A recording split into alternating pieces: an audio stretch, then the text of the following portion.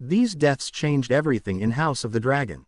In Westeros, power is fleeting, honor is rare, and death is permanent. Welcome back, everyone, to the channel where fantasy meets strategy and nostalgia fuels our digital adventures. But in House of the Dragon, some deaths don't just end lives, they end alliances, start wars, and reshape the world of fire and blood. These are not just deaths. These are turning points. These are moments that changed everything. Today, we break down the most game-changing, realm-shattering, and emotionally devastating deaths in House of the Dragon so far. The Queen's death, Aemma Arryn's last breath. Queen Aemma on her birthing bed, Viserys pacing outside. Queen Aemma Arryn's death in Episode 1 was more than a tragedy, it was the beginning of the end. In his desperation for a male heir, King Viserys chose to sacrifice his wife in a forced cesarean. Her death, and the short life of her newborn son Balon, cracked open a succession crisis that would define the series. It drove Viserys to name Rhaenyra his heir. It created a wound between him and Alicent. It set Daemon on a darker path. And it reminded us, this is not just a fantasy story. This is a tale where love dies on the table, and ambition devours the living. Aemma's final scream echoed through time, and marked the first stone laid in the path to war. The heir for a day, Balon's death and Daemon's mockery. A funeral pyre. A dragon watches from the cliffs. Viserys stares, broken. Prince Balon, the longed-for son, lived for just a few hours. But his death unleashed political chaos. In the aftermath, Daemon made a crude joke, calling Balon the heir for a day. This mockery enraged Viserys and led to Daemon's exile. And more importantly, it solidified Rhaenyra's position as heir. With no male successor and Daemon disgraced, Rhaenyra's claim to the throne became official. But it also became contested. The ripple from Balon's death widened, and from it grew a tidal wave that would eventually crash down as civil war. Rhea Royce, a silent victim of ambition.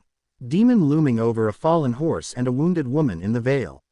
Lady Rhea Royce may not have had many scenes, but her death at the hands of her estranged husband Daemon Targaryen shifted the board subtly and fatally. Daemon's motives were clear: rid himself of his wife and claim freedom for a more strategic marriage. Rhae's accidental death allowed Daemon to eventually wed Laena Velaryon, and later, Rhaenyra. Each union brought him closer to power. Each betrayal dragged House Targaryen deeper into internal decay. Her end was quiet, but deadly in its consequences. Sometimes, the war begins not on a battlefield, but in a rocky field, with no witnesses. Sir Joffrey Lonmouth, blood on the wedding floor. A vibrant wedding celebration turning into horror, Sir Criston Cole delivering brutal punches. Sir Joffrey Lonmouth's death at Rhaenyra and Laena's wedding feast changed everything, for multiple characters. Joffrey was Laena's lover. He approached Sir Criston Cole, hoping to bond as mutual protectors of their partner's secret. But Criston, burning with humiliation and heartbreak after Rhaenyra rejected him, snapped. He beat Joffrey to death in full view of the court. The violence ruined the royal celebration. It deepened the divide between Criston and Rhaenyra, and it confirmed that honor had already begun to rot in the court. Rhaenyra married Laena amidst blood, not joy. And Criston would forever be lost to Alicent's camp. Laena Velaryon, death by fire, on her terms. A solemn Laena walking into the night, Vhagar towering over her. Laena Velaryon was a warrior in spirit. Wife to Daemon, mother to twin girls, and rider of the mighty dragon Vhagar. When her childbirth became life-threatening, and she realized she would suffer the same fate as Aemma Arryn, she made a different choice. She walked to Vhagar, looked her dragon in the eye, and commanded, "Dracarys." Reluctantly, the ancient dragon obeyed. Laena's death gave Daemon another brutal loss, and another push toward emotional collapse. It created a path for him to bond with Rhaenyra. It left behind daughters with dragons of their own. And it reminded us that in a world of patriarchy, fire can be a woman's final rebellion. Lionel and Harwin strong, family burned for favor. Harrenhal at night, flames licking the sky, Larys strong watching from the shadows. The fire at Harrenhal was not an accident. It was murder. Sir Lionel strong, hand of the king, and his son Harwin, rumored father to Rhaenyra's sons, perished in the blaze. The man behind it, Larys strong, Harwin's own brother, he orchestrated their deaths to win Alicent's favor. to eliminate political liabilities, to show her what loyalty without limits looks like. Harwin's death destabilized Rhaenyra emotionally and politically. Lionel's death left the kingdom without a trusted hand. And Larry's, he became something else entirely. A whisperer, a killer, a new Littlefinger for a darker age. Esser Vaemond Velaryon, say it, and die. Vaemond shouting in court, demon grinning, a sword swings. Esser Vaemond Velaryon publicly challenged the legitimacy of Rhaenyra's children in the presence of King Viserys. He accused her of lying. He called her sons bastards. He called her a whore. And demon, he didn't wait. He beheaded Vaemond in one stroke.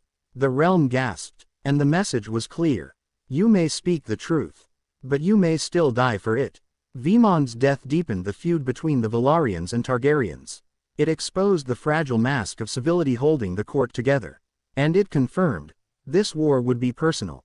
Not just about crowns, but about blood. King Viserys I, the last king of peace. A broken man on the Iron Throne, crown barely hanging on. Viserys I Targaryen was not the perfect king. But he tried. He loved his family. He wanted unity. He named Rhaenyra his heir, and never wavered. But as his body fell apart, so did the realm. When he finally died, the peace he held together by sheer will collapsed overnight. His final words, meant for Rhaenyra, were overheard by Alicent. She believed he named Aegon as heir. And thus, the war began. Viserys's death changed everything, because it was followed not by mourning, but by betrayal. Lord Beesbury, truth dies first. The small council chamber, tension building. Beesbury stands. Lord Beesbury, the elderly master of coin, stood up during the Green Council's secret meeting and objected to their plan to crown Aegon. He called it treason. He stood for Rhaenyra's claim. And he paid the price. Esser Criston Cole slammed his head into the table, killing him instantly. Beesbury's death was the first of the Green Coup. A man murdered for defending the king's word. It was the moment truth died in King's Landing. And it would not be the last. Lucerys Velaryon, the storm that unleashed fire. Storm's End. Lightning crashing. Arax and Vhagar circling through rain. Prince Lucerys Velaryon was sent on a peaceful diplomatic mission to House Baratheon. He found Aemon Targaryen waiting. Their confrontation was tense. Old wounds reopened. Lucerys fled on his dragon Arax into a violent storm. Aemon gave chase on Vhagar. What followed was a moment that would haunt the realm. Vhagar disobeyed. She attacked. Arax was torn to pieces. Lucerys fell to his death, lost to the sea. This single death did what speeches, alliances, and betrayals could not. It pushed Rhaenyra into war. Lucerys's death broke her, and from that grief came vengeance. The war had officially begun. Queen Rhaenys Targaryen, the queen who rode into death. Meleys soaring into battle. Vhagar rising from below. Rhaenys Velaryon was everything the realm needed. Wise, poised, noble. She rode Meleys into battle at Rook's Rest to stop the Greens from advancing. But it was a trap. Aegon on Sunfire. Aemond on Vhagar. 3 dragons in the sky. Flames. Screams. Fire everywhere. Meleys fought bravely, but was outnumbered. Rhaenys died in dragonfire, giving her life for Rhaenyra's cause. Her death cost the Blacks dearly. She was their strongest voice of reason. And her loss shifted the war from strategy to fury. Blood and cheese. A death that shattered a queen. Shadows in the Red Keep. A child crying. A scream cut short. As revenge for Lucerys, Daemon hired 2 assassins, Blood and Cheese. They were meant to kill Aemond. Instead, they found Helaena Targaryen and her children. They forced her to choose which son would die. She chose. They killed the other, a boy, cut down in his mother's arms. This off-screen death, foretold in the books, will likely appear in future seasons. And when it does, it will mark the darkest point yet. Because in the dance of the dragons, even children are not safe. Dragons, the death of magic itself. Dragon wings torn. Fire meets fire. Sky turns red. So far, several dragons have died. Arax, with Lucerys at Storm's End. Meleys, with Rhaenys at Rook's Rest. Tyraxes and others, still to come. These aren't just beasts. They are symbols. Their deaths weaken House Targaryen. They show how war consumes even the gods of old Valyria. And they remind us, magic, too, can die. And when it does, something ancient ends with it. Death's still to come, spoiler-free. A black and red map of Westeros. Flames slowly engulfing cities. The dance of the dragons is far from over. And many more devastating deaths are coming. Kings will fall. Queens will burn. Dragons will kill dragons. Brothers will slay brothers. And in the end, House Targaryen will never be the same. But for now, these are the deaths that changed everything.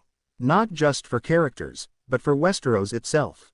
What death really means in House of the Dragon. Aemma, Viserys, Rhaenys, Viserys, all fading into ash. Death in House of the Dragon is not a punctuation mark. It is a storm, a spark, a scream. It breaks families. It poisons thrones. It turns fire into fury. Every death we've seen so far, Aemma, Viserys, Viserys, Viserys, was not the end of a story. It was the beginning of a worse one. So remember this. The dance of the dragons was not born in battle. It was